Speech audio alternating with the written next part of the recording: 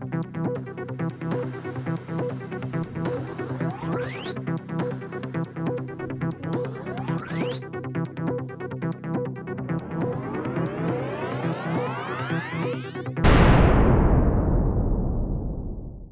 back to the show, everybody.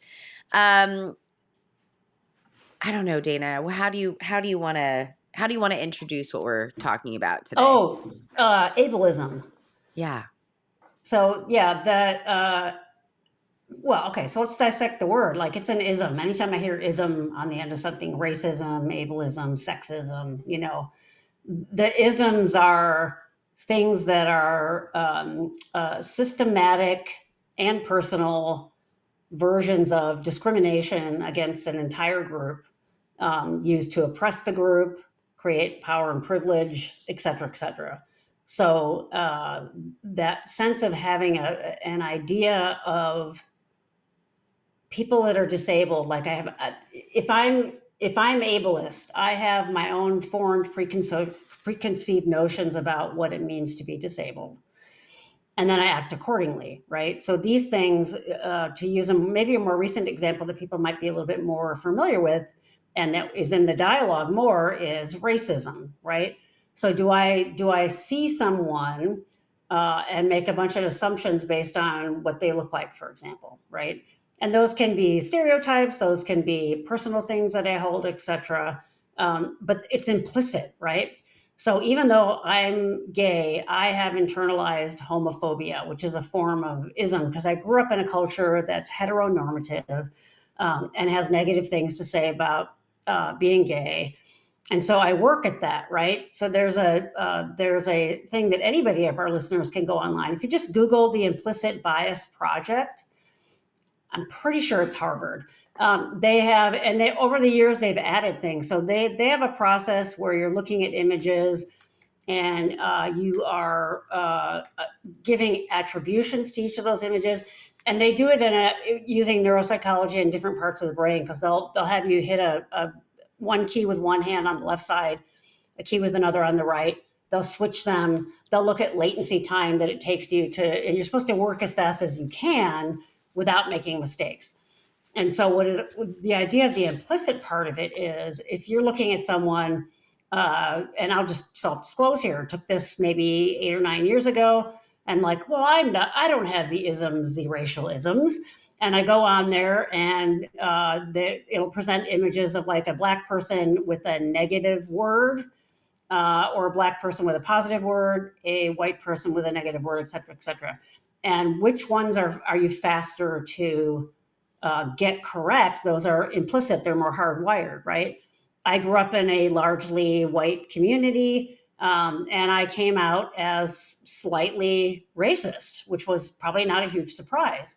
Yeah. And I was aware at the time of, like, when I would be out walking the dog, we live in a very diverse neighborhood. If it was getting more towards evening and I saw a young Black man, I would get a little scared, right? And then I'm like, oh, Jesus, what the hell am I doing? So yeah, anybody walking out could do something, but I was like, I need to confront this. I need to deal with this.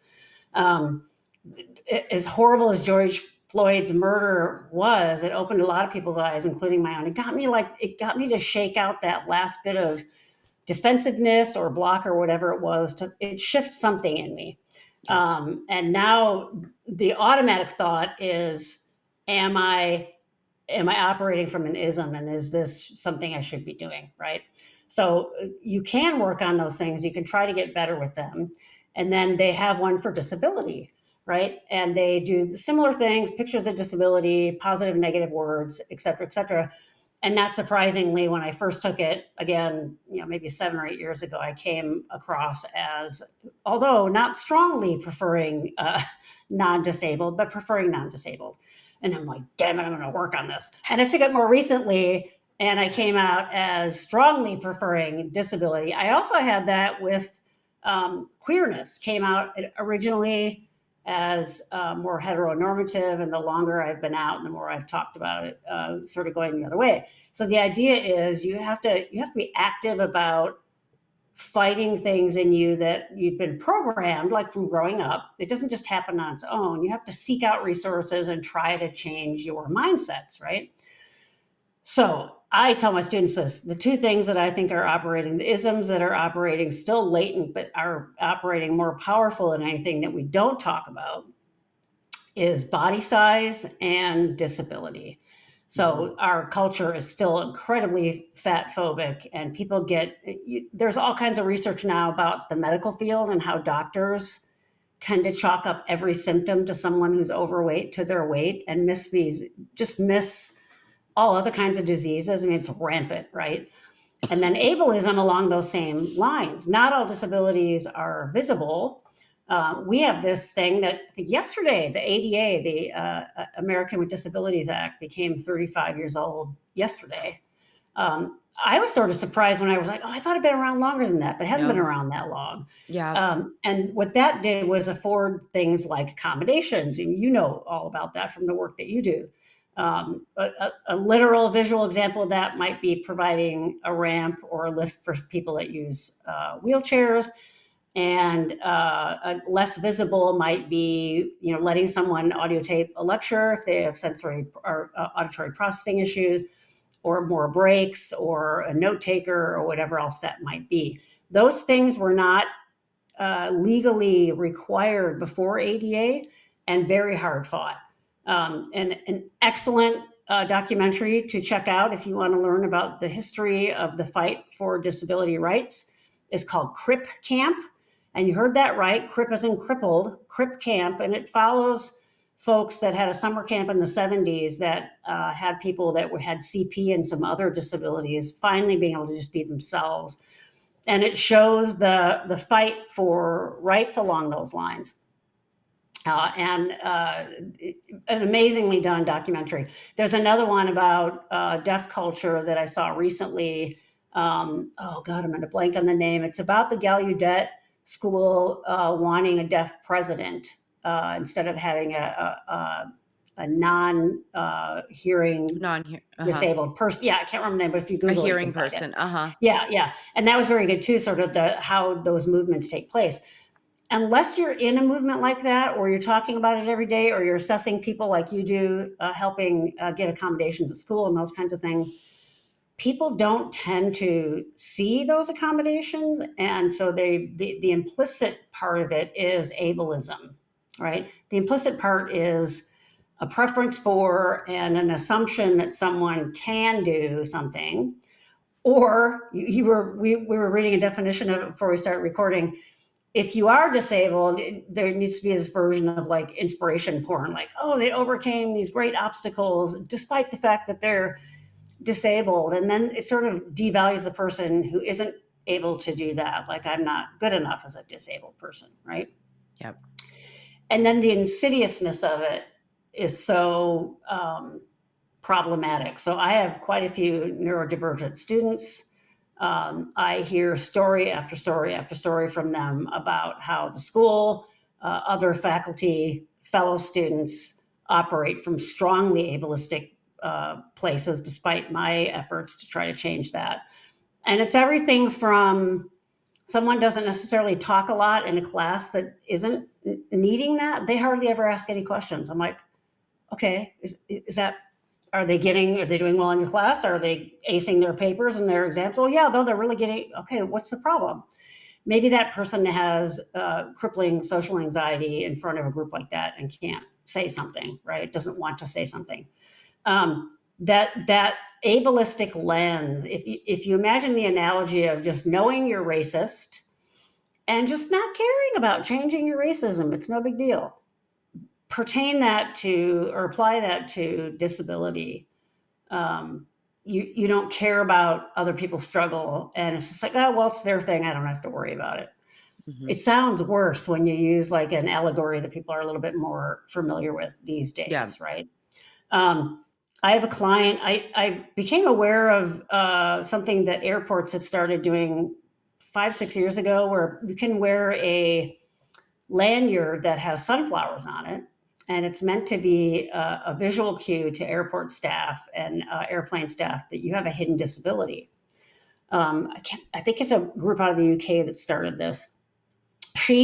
One of my clients told me about it. She flew a couple of years ago, and people seemed a little bit confused by it. But she has a friend who flew recently who said it was clear that the airport staff and the people on the airplanes knew what it was now. Oh, good. Took a little extra time with her, asked her if she had any needs that they could help with. Just were a little nicer to her, gave her a little more time, and I was like, "That's awesome." So I finally ordered one for myself. This internalized ableism in me was like, could I wear that in public in an airport? The shame felt too big for me, even as a Yeah. disabled person. Flying is horrific. It's just a nightmare. I hate it. But I finally ordered one, and I told my wife about it, and she's like, "I fully support you wearing that next time we have to fly somewhere."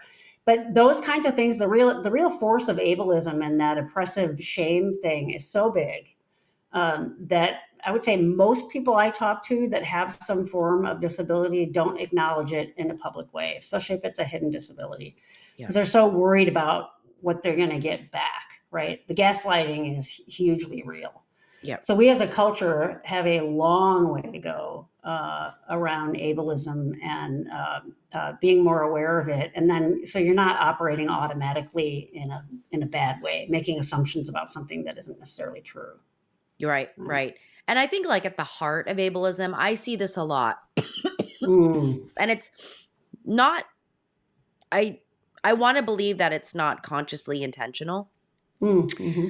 But I see this sometimes with like parents and their adult children.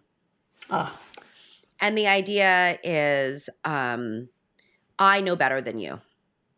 I oh, know what's better for you. I know what you need mm, versus listening to what you think you need.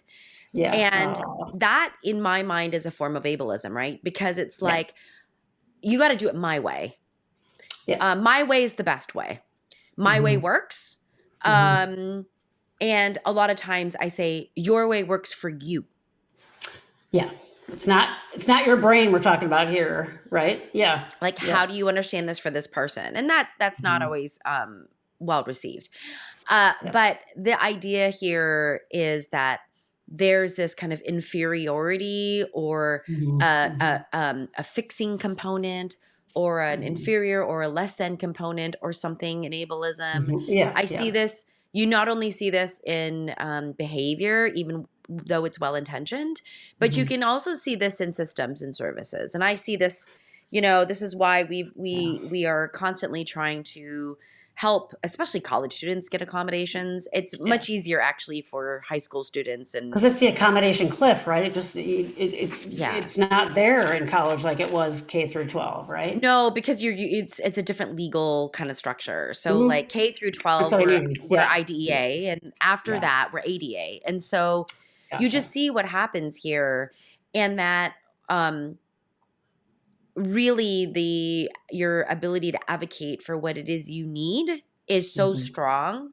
Yeah, after you exit the school system, like when yeah. you exit K through 12, I should say, that if you really cannot know what you need and advocate for Mm-hmm. what you need and follow that through and really take on the burden of that Mm-hmm. advocacy, Mm-hmm. that you usually don't get what it is you need. And you Right. just kind of see the system really stacked against students in Yeah, that yeah, way. yeah, Jobs could be another situation here. yeah. Um, but you know, and this is why there was a huge backlash, I think, against Autism Speaks. There's Yeah, huge yeah. backlash against like talk about curing autism, TACA, which they don't Mm-hmm. call themselves that anymore. Cure Mm-hmm. Autism Now can, right? This Right. idea that autism is something to be cured. Yeah, Or poor parents. yeah. What a tragedy for a And that the goal parent. is to, yeah, the goal is to get the kid or the person acting and functioning like a neurotypical. So you're just Correct. teaching them to mask Correct. how we Which can mask better, right? right, and I think that's, you know, inherently my difficulty and my problem with social skills groups, right? Yes. And it's not that it's, you know, it's different when someone says, you know, I really want to learn some social skills as tools for Yeah, myself to yeah. have tools to use in these particular situations. I'm really Hmm. consenting and choosing to do that Yeah. versus if you want to fit into culture and society, you better act typical. You better be Yeah, normal. And so you're going to do these groups. that's right. And so I really have a difficult time with those groups Hmm. in many ways. Yeah. And Or again, even calling it social skills deficits. I don't, oh yeah. God, it just makes me crazy. So Yeah. it's hard. Yeah. And again, Dana and I, we obviously are coming from a place that's Mhm. from a place of empowerment and advocacy versus a place of pathology and Mhm. labeling. Mhm. And unfortunately, our system is really still stuck in label Yeah. deficit pathology, biomedical culture. And so, Yeah. Yeah. Can I, and it's interesting. I was trying to figure out whether to share this or not, but what you just said a second ago about we can talk about it, about empowering, come from this place of like empowerment. Um, 2 years where I teach, our room technology changed a little bit. The old stuff was still there, but not in every room. And then this new system was clunky, hard to figure out. You usually had to go find a tech person to help you. And the other system was working fine. And the new system also wouldn't let me plug. I'm holding my computer like people can see this. The computer I'm on right now is the one I use at work, and I could plug that right into like the overhead to do lectures and things like that. It was literally like a one plug and play. I'd figured out some of the little glitches that those systems had, and it was easy, right? I liked it because I had access to all my stuff. The new system, you couldn't just plug your own computer in. You had to go in, log in under some cryptic thing, go into the internet, download your. I mean, it was crazy. So I just asked. I said, "Can I please be for my classes put in the classroom that has uh, mhm, the old technology? It's easier for me." mhm, So you think me, Dana, I'm on the show, I'm all about advocating. So I asked the person who is in charge of that if mhm, I could just have a different classroom. And they pushed back and said, "Well, why do you need a different classroom?" And I said, "Why?" And they said, "You need to learn the new way." And I said, "Well, actually, I have a disability that makes this harder. uh, that's why I want to just stay with my." And in the meantime, I let my immediate supervisor know what was going on. He was very supportive. So keep me posted. If you need me to advocate or do anything, just let me know, which was great because he was letting me try to do it. And if mhm, I felt like I was needed help, I could go to him, but he wasn't going to take over, which was great. So I said, I'm autistic, having to do all this other processing right before class really has an impact. And I just want to be able to do the routine that I'm used to. It's not that big of a thing I'm asking. That turned into that person saying, "We can't do that unless you go through HR." And I said, "Okay, well, I'll go to HR." And all I did was HR was say, "I want to be in this one classroom." Actually, there were 3 different classrooms that had that technology. Can I be in one of those classrooms? That wasn't enough. And it wasn't even like get a note from your doctor that asked for this accommodation, which I gladly would have done. And my doctor would have written it in 5 seconds. She'd have no problem. It was now you need to meet with the HR people. We need to have a meeting, but not just with the one HR person. It needs to be these 2 other people from the DSS office oh, yeah. and the HR Oh, yeah. person to unpack why I need this. Oh, yeah. Oh, It this is was so classic. freaking humiliating. And at Yep. that point, I'm like, I don't even know if I want to do this. Now this is going to be in my employee record. Yep. It's going to be this. And all I kept thinking was, this is what the students have been telling me they've gone through from the student end of it. Now I'm going through it as an employee. At which point, when they said we need to meet, figure out a time, we have a 3 meeting system, Yep. meeting with this panel of people, so I could use my own freaking computer in the class. At which point I said, forget it. And then my immediate supervisor checked in. How's it going? I said, it is not going well. I had already, before the HR thing, asked the facilities person who said no, went to his supervisor. And so he saw it as me getting him in trouble. So that was a whole kerfuffle. I finally just went to my immediate supervisor and said, I'm not going to go through this entire logistic barrier in this system so I can be in a particular classroom. This is what our students go through this too. At which point he turned into Papa Bear, which was awesome. And he just contacted the provost, that guy in facilities and HR, and said, no, we're doing this. It's a done deal. Do it. And it got done. Yep. But that was after significant self-exposure. It was Yep. humiliating. I went through this whole shame spiral, and that those are the kinds of systematic oppression things like you run into with students. Oh, yep. And I thought, oh no, I'm going to be the model. I'm going to show them how it's done. And I could not believe the humiliating barriers I ran into for something as simple. And there's no reason I couldn't be in that classroom. It wasn't putting another class out. It wasn't using a Yep. classroom that needed to be used for something else. It was a Yep. ridiculous reason to not just put me in there. Yeah. So just that for me as a pretty strong, empowered self advocacy person, I just said, I'm just giving up. I'm not even, I don't want to do this. Yep. So I get it. Classic. By the Yes. way, classic. That's awful. That what your experience in the workplace setting Yeah. is more usual than not. And that is that. And they'll say, no, we're here to help you. No, you're putting all these barriers in place. That is classic systematic ableism. Yep. And it built like that is ableistic. It's supposed to bring barriers down. Putting more up because they're worried about legalities is systematic ableism. yes. Yeah. Yes. Yuck. And people are already tired of Yes. advocacy, Yeah. right? So this is why it's called an advocacy burden. Yeah. They're tired of it already. And then they usually don't want a lot of attention on them. Right. Exactly. And now we're caught up in some bureaucratic BS. Yeah. And most people, Dana, in that process go, you know what? I'm backing out. Because I know darn well now those people are going to see me as the problem. Yeah. Dana's difficult.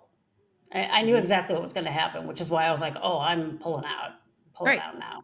Yeah. Right. And this is, this is why people are like, I should have never disclosed in the first place. Now it's in my file. Yeah. Now, right? And, and the only thing I can say to those people is, well, it's in your file and they know you have a disability. So guess who they can't just fire willy-nilly? You. But they do because then they bank on the fact that you don't have enough resource to sue them. Right. And that's another systematic ableism piece that's in place. Yes. Yeah. Yes. I mean, I'm still not back in my own home because of the Eaton fire. And, the fight for this, it all I could do was in the reframe of this, was just say to myself, Gwen, this is a little taste for 6 months, 7 months of what my clients go through for their entire lives, whether it's through a school system or a work system or a Medi-Cal system or a social security system or whatever, over and over and over, it's exhausting. It's frustrating. It's enraging. It's, it's all of those things. And at a certain point in time, you literally just say, I'm out. I'm done. Yeah. And they really bank on that. Yeah. They really bank on they that. do. It's a war of attrition. I've been convinced that that's what it is. Yeah. And good for you as a psychologist to use an experience that's been hell for you to get some level of empathy. That's great. Yeah. Most people don't do that. Yeah. It's the only way I really could reframe something for myself, which is to say, what value can my experience serve? Because I could be really angry about it. And don't get me wrong. I mean, depending on where I am in a day, I do get angry about it, know? And rightly so. Yeah. Yeah. But, it's like when it's chronic, because it's chronic at this point. Yeah. The shenanigans. I mean, it's just so, the system. I mean, this is why when people are like, well, there's no such thing as systemic oppression. And it's clearly we are not paying attention because we're not just talking about this moment. Yeah. Systemic means what has happened not only before me, but generations before me and what has set us up here. Yeah. The anniversary of the ADA, you guys, 35. It's only 35 ago, years old. Yeah. This happened in our lifetime. God. Yeah. Okay. Yep. And we are not moving forward. No. This current administration is trying to rewind a lot of stuff. Yeah. Just remember, everyone, DEI D also includes those with disabilities. Disabilities. That's Okay. exactly right. We're That's not right. just talking about gender and sex and race. That's right. That's So right. just Disability. Yep. heads up, all you need to do is take a look at Maha. Yep. That's Yeah. all you need to do, and you would know. Right. That's exactly right. Yeah. Oh yeah, because we're gonna put every autistic in a a Oh, clearinghouse. yeah, or in an asylum. Oh, yeah, that Yeah, list that they wanted to do. Yeah, I actually yeah, had someone reach out to me recently about an assessment and saying, "Is this going to put me on the list?" And I said, "No, this is why I do self pay and not yeah, go through insurance because you can do whatever you want with the report and no one has to know. yeah. You do it with insurance, you have to submit a diagnosis code, and then you're Yep. potentially at risk, right? Yeah, So, and the problem with that Dana and you and I both understand is Mhm. that unfortunately is a privilege factor. Exactly. Paying out of Yeah, pocket, it is expensive. private Yep, is yep, expensive.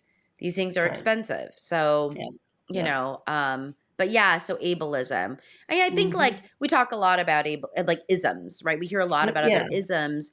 I don't think I hear other people talking about ableism. And I'm like, ooh, that's not they don't quite necessarily have it. right. Yeah, So yeah. the idea of what is ableism, and Mhm, mhm. we all have inherent isms. Yeah, I have yeah, plenty of them, including racism sure. and homophobia, and Mhm, it's mhm. because of the time that I grew up. Right, exactly. That's right. And so to be able to check those and to make sure, and Mhm. Dana, you were right. If people want to Mm. take that quiz, Yeah, it was at Harvard it is Implicit Bias. called, Yeah. it is from Harvard. Hopefully this lasts, Yeah, since Harvard is in the sights of this administration. But it's called Project Implicit. yeah, yeah. And it is a quick test. You do have to be over 18. Well, it's asking you to be over 18 to take it. No. But it is called Project Implicit, and it's implicit.harvard.edu.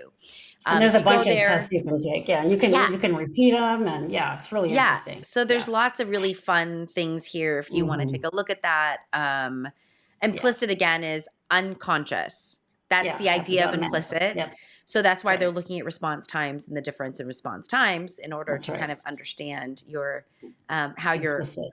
gutturally, reflexively reacting. That's right, exactly. So anyway, all right, everyone. Well, if you want to share a story about ableism, or maybe a different way to define ableism that you feel Mhm. is easier or simpler, please feel Let us free to know. share, and we will catch you in the next episode. Okay, bye everyone. Everybody.